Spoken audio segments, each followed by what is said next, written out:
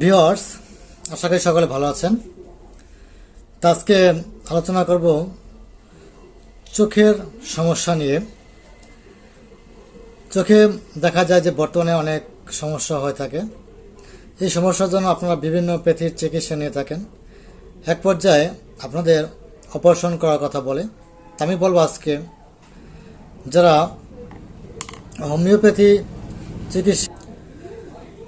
চিকিৎসা নেন তারা মোটামুটি ভালোই আছেন, কারণ বিনা অপারেশনে চোখের বিভিন্ন রোগ থেকে সমাধান পাওয়া সম্ভব। তাই আমি কিছু লক্ষণ বলবো, এই লক্ষণগুলো অবশ্যই আপনারা মাথায় রাখবেন।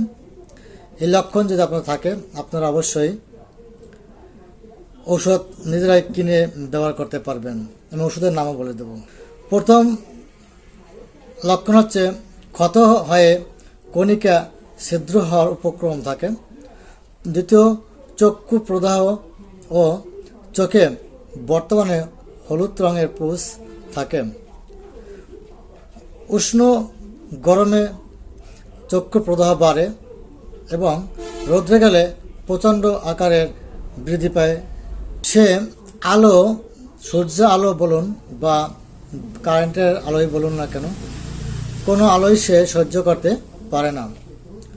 চক্ষুর নালিতে ক্ষত, পুষস্রাব অত্যন্ত ক্ষতকর ও ঘন আকার ধারণ করে।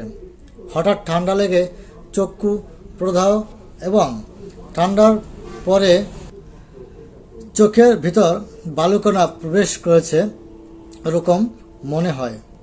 চোখে প্রচণ্ড উত্তাপ এবং শুষ্ক ও চোখে ভীষণ যন্ত্রণা অনুভব হয়ে থাকে।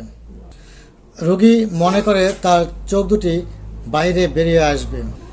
চোখের চারিপাশে নীল দাগ প্রকাশ পায় এবং চোখ ফুলে ওঠে। অনেক সময় চোখে ভীষণ যন্ত্রণা হয়। চোখে যন্ত্রণার কারণে মাথা যন্ত্রণা হয় এবং মাথার পিছন পর্যন্ত এই যন্ত্রণা প্রসারিত হয়ে থাকে। চোখে ছানি পড়ে, চোখে কুয়াশার মতো দেখা যায়। কখনো কখনো দিনে কম দেখে, রাত্রে ভালো সুন্দর স্পষ্ট দেখতে পায়। তো বন্ধুরা, এই যে লক্ষণগুলো বললাম, এই লক্ষণের সাথে মিলিয়ে আপনি ওষুধ সেবন করতে পারেন।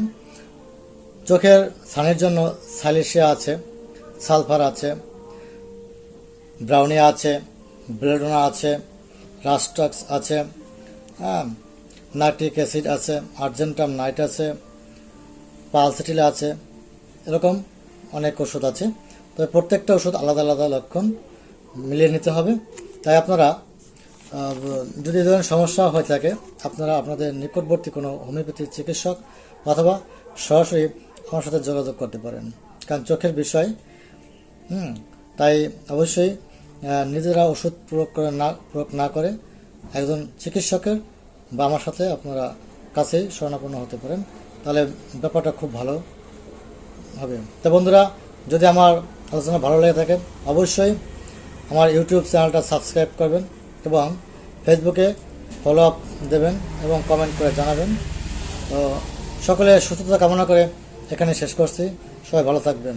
সকলকে ধন্যবাদ।